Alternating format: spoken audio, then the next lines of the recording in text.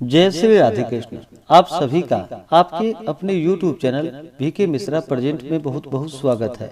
आइए आज आप सब सुनेंगे आंवला नवमी व्रत की कथा और फिर जानेंगे पूजन का कब से कब तक समय है, पूजन विधि, व्रत महत्व के बारे में। आप सभी भक्तों को अक्षय नवमी, आंवला नवमी की ढेर सारी शुभकामनाएं।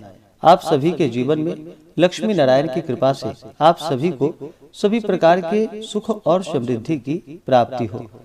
कार्तिक माह के शुक्ल पक्ष की नवमी तिथि के दिन, जो कि आंवला नवमी का व्रत किया जाता है, इस दिन विशेष प्रकार से आंवले वृक्ष की पूजा करना, जो कि धात्री वृक्ष इसे कहा जाता है, जो भी भक्त सच्ची श्रद्धा के साथ, नियम और निष्ठा के साथ अक्षय आंवला नवमी तिथि के दिन आंवले वृक्ष की पूजा करते हैं, इस दिन वहाँ पे जो कि भगवान विष्णु, माता लक्ष्मी, भगवान शिव, माता पार्वती का पूजन करते हैं। और इस दिन आंवले वृक्ष के नीचे जो कि दान पुण्यों का कार्य करते हैं या भोजन करवाते हैं, भोजन करते हैं, तो यह अनंत फलदायी माना गया है।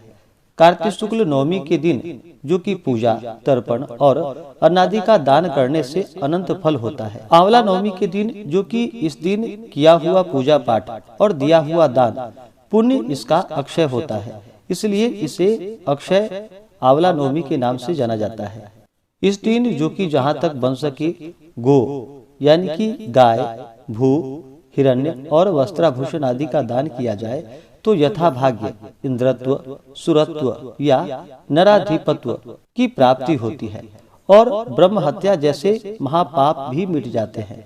कार्तिक शुक्ल नवमी को इसे जो कि अक्षय नवमी, आंवला नवमी, धात्री नवमी और कुसमांड नवमी के नाम से भी जाना जाता है। तो आइए सुनते हैं अक्षय नवमी, आंवला नवमी की कथा। तो बोलिए प्रेम से भगवान विष्णु की जय, माता लक्ष्मी की जय, भगवान भोलेनाथ की जय, माता पार्वती की जय, सर्वदेवी देवता की जय। आंवला नवमी पर आंवले वृक्ष की पूजा और इसके नीचे भोजन किया जाए तो इस व्रत का संबंध जो कि माता लक्ष्मी से है। कथा के अनुसार एक बार माता लक्ष्मी पृथ्वी पर भ्रमण करने के लिए आई।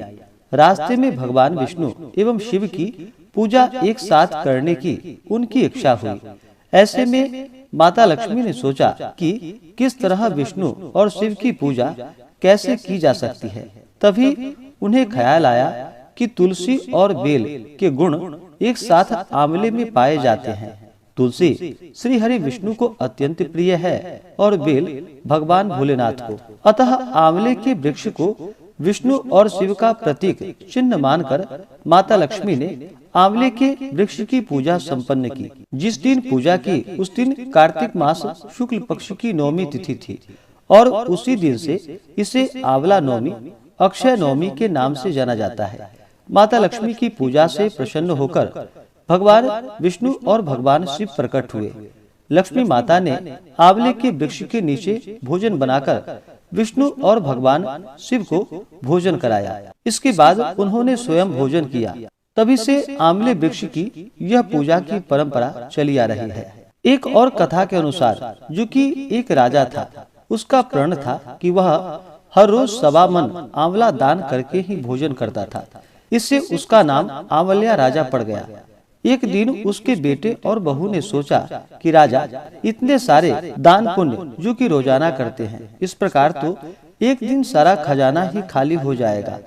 इसलिए बेटे ने राजा से कहा कि उसे इस तरह दान करना बंद कर देना चाहिए। बेटे की बात को सुनकर राजा बहुत दुखी हुआ और फिर राजा रानी महल छोड़कर बियाबान जंगल में जाकर बैठ गए।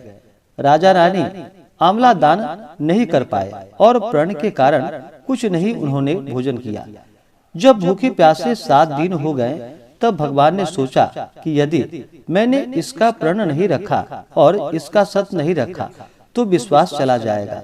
इसलिए भगवान ने जंगल में ही महल, राज्य और बाग बगीचा सब बना दिया और ढेरों आंवले के पेड़ लगा दिए। सुबह राजा रानी उठे तो देखा कि जंगल में उनके राज्य से भी दुगना राज्य बसा हुआ है। राजा रानी से कहने लगे कि हे रानी देखो, कहते हैं सत मत छोड़े सुरमा, सत छोड़े या पत जाए, सत की छोड़ी लक्ष्मी फिर मिलेगी आए। आओ नहा धोकर आंवले दान करे और भोजन करे। राजा रानी ने आंवले दान करके फिर भोजन किया और खुशी खुशी जंगल में रहने लगे। उधर आंवले वृक्ष का और दान पुण्यों का अपमान करके और अपने माता पिता से बुरा व्यवहार करने के कारण बहू बेटे के जो कि बुरे दिन आ गए। राज्य दुश्मनों ने छीन लिया, दाने दाने को मोहताज हो गए और काम ढूंढते हुए अपने पिताजी के राज्य में आ पहुँचे। उनके हालात इतने बिगड़ गए थे कि पिता ने उन्हें बिना पहचाने हुए काम पर रख लिया। बेटे बहू सोच भी नहीं सकते थे कि उनके माता पिता इतने बड़े राज्य के मालिक भी हो सकते हैं, सो उन्होंने भी अपने माता पिता को नहीं पहचाना। एक दिन बहू ने सास के बाल गूंथते समय उनकी पीठ पर मस्सा देखा। उसे यह सोचकर रोना आने लगा कि ऐसा मस्सा मेरी सास की भी थी। हमने ये सोचकर उन्हें आंवला दान करने से रोका था कि हमारा धन नष्ट हो जाएगा। आज वे लोग न जाने कहाँ होंगे। यह सोचकर बहू को रोना आने लगा और आंसू टपक टपक कर सास के पीठ पर गिरने लगे। रानी ने तुरंत पलटकर देखा और पूछा कि तू क्यों रो रही है। उसने बताया, आपकी पीठ पर जैसा मस्सा मेरी सास की पीठ पर भी था। हमने उन्हें आंवले दान करने से मना कर दिया था, इसलिए वे घर छोड़कर कहीं चले गए। तब रानी ने उन्हें पहचान लिया और सारा हाल पूछा और अपना हाल भी बताया। अपने बेटे बहू को समझाया कि दान करने से धन कम नहीं होता है बल्कि बढ़ता है। बेटे बहू भी अब सुख से राजा रानी के साथ रहने लगे। हे भगवान, जैसा राजा रानी का सत रखा वैसे सबका रखना। कहने वाले और सुनने वाले के सारे परिवार को सुखी रखना। तो बोलिए प्रेम से लक्ष्मी नारायण भगवान की जय, धात्री देवता की जय, भगवान भोलेनाथ माता पार्वती की जय। कार्तिक मास शुक्ल पक्ष की नवमी तिथि प्रारंभ समय जो कि 9 नवंबर 2024 दिन शनिवार रात्रि 10:47 और नवमी तिथि की जो समाप्ति है वह 10 नवंबर 2024 दिन रविवार रात्रि 9:12 है। तो सभी 10 नवंबर 2024 दिन रविवार को आंवला नवमी का व्रत धारण करेंगे। इस दिन दान पूजन तर्पण आदि का कार्य संपन्न करेंगे। पूजन के लिए शुभ चौघड़िया मुहूर्त के अनुसार जो समय है वह समय चर, लाभ और अमृत नामक शुभ चौघड़िया मुहूर्त सुबह 7:34 से सुबह 11:41 तक होगा। इस दौरान आप पूजन आदि का कार्य संपन्न करें और शाम को शुभ अमृत चर नामक शुभ चौघड़िया मुहूर्त शाम 5:11 से रात्रि 10:04 तक होगा।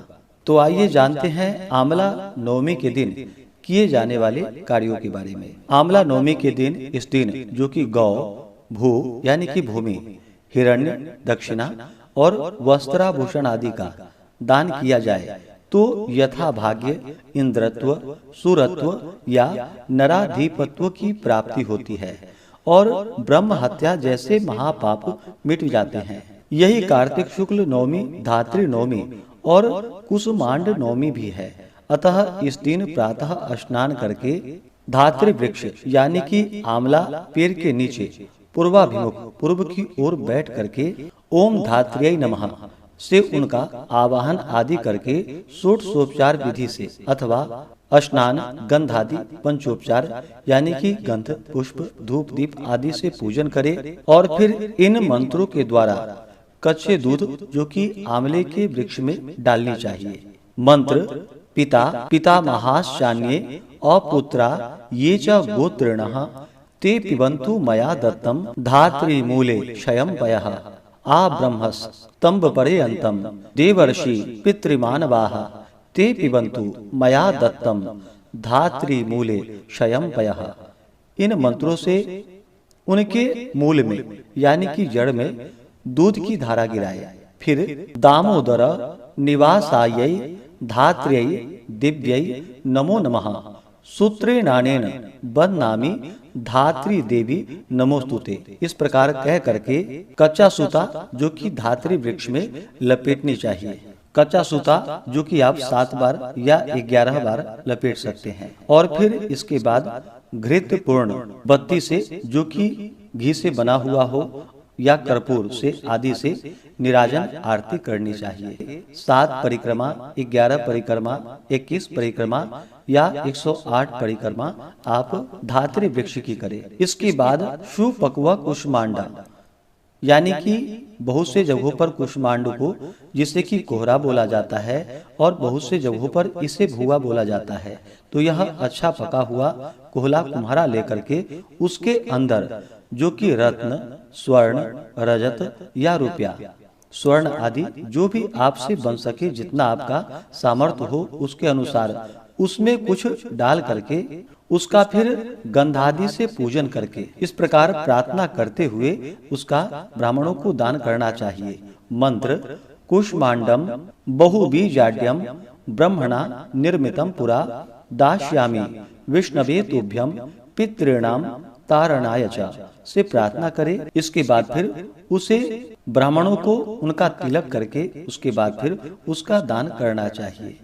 ब्राह्मण को देते समय उसका दान करने का संकल्प लेना चाहिए कि ममा खिल पाप क्षय पूर्वक सुख सौभाग्यादीना मुत्तरोत्तरा वृद्धये कुष्मांड दानम करिष्ये। इस प्रकार कह करके संकल्प करके ब्राह्मण को उसका दान करना चाहिए। इस प्रकार करने से अनंत फलों की प्राप्ति होती है और इसका फल जो कि अक्षय माना गया है। कुष्मांड नवमी, आंवला नवमी के दिन जो कि धात्री वृक्ष के नीचे भोजन करने का भी विधान है। इस दिन धात्री वृक्ष यानी कि आंवले के पेड़ के नीचे बैठ करके भोजन भी करना चाहिए, ब्राह्मणों को भोजन कराना चाहिए, या जिनको भी आप प्रसाद रूपी हो भोजन कराए, तो इससे अनंत फलों की प्राप्ति होती है। इससे त्रिदेवों का, साथ में माता लक्ष्मी, माता पार्वती, माता सरस्वती आदि का, सभी देवताओं का विशेष करके कृपा प्राप्त होता है। तो आशा करता हूँ कि यह जानकारी आपको अच्छा लगा हो। इसी प्रकार से ज्ञानवर्धक जानकारियाँ प्राप्त करते रहने के लिए, व्रत पूजा के बारे में जानने के लिए, कथा को सुनने के लिए चैनल पे अगर आप पहली बार आए हैं तो चैनल को लाल बटन दबा करके सब्सक्राइब करें, साथ में बेल आइकन घंटी को दबाएं ताकि आने वाली वीडियो का नोटिफिकेशन आपको समय से मिलता रहे।